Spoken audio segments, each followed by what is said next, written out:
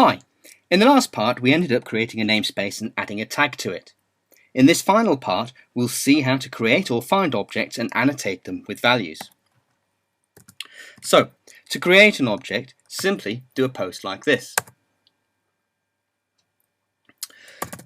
Let's have a look at what we get back. We returned the object's ID, and the about argument I specified in the dictionary I passed into the call method is important, since this specifies the value of the object's about tag.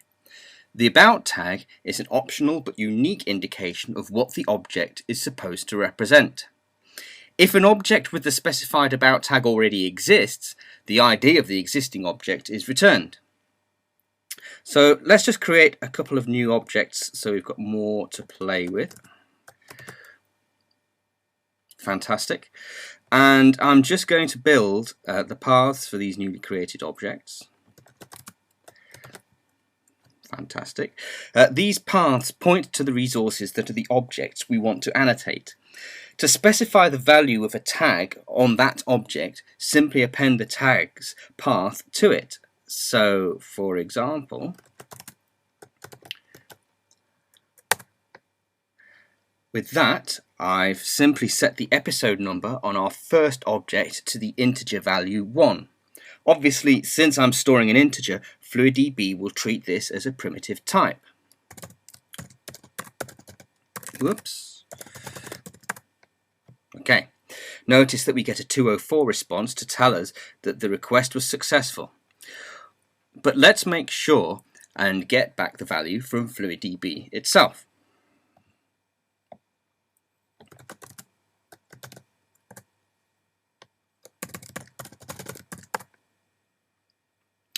Okay, notice that we get a 200 response, and we have a look at the content.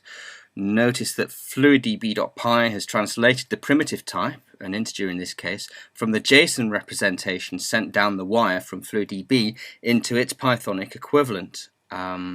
Let's set the other episode numbers on the other two objects. So, to recap, we've created or found new objects by specifying a unique about tag value and associated some integer values with these objects using the test screencast episode tag that we created in the last episode. So now that we have some simple data in FluidDB, let's find some objects using FluidDB's very simple query language. To do so, simply pass in a query string into a GET request, like this. In this case, the query is to return all objects who have a tag called test screencast episode with the value of 2. We get a 200 back, which is good. And you can see the matching object ID is as expected.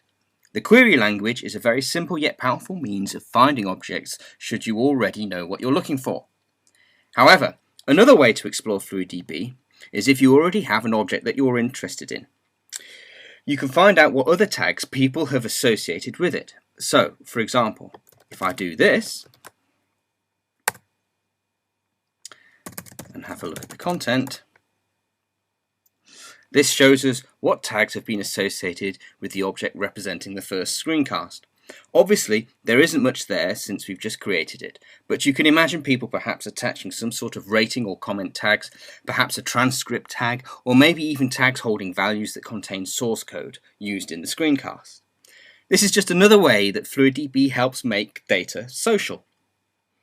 So, in conclusion, please read the API documentation and poke around with fluiddb.py. It's a great way to get familiar with all the various aspects of FluidDB at a low level, and is exactly how I learned about the API. I've not covered everything, so there is still more for you to explore. If you have any questions or run into problems, please don't hesitate to get in touch via the channels described on our website at fluidinfo.com. In the next screencast, I'll introduce you to FOM, the Fluid Object Mapper, which abstracts away the RESTful API behind an object-oriented view of FluidDB. Have fun with FluidDB, and see you again soon.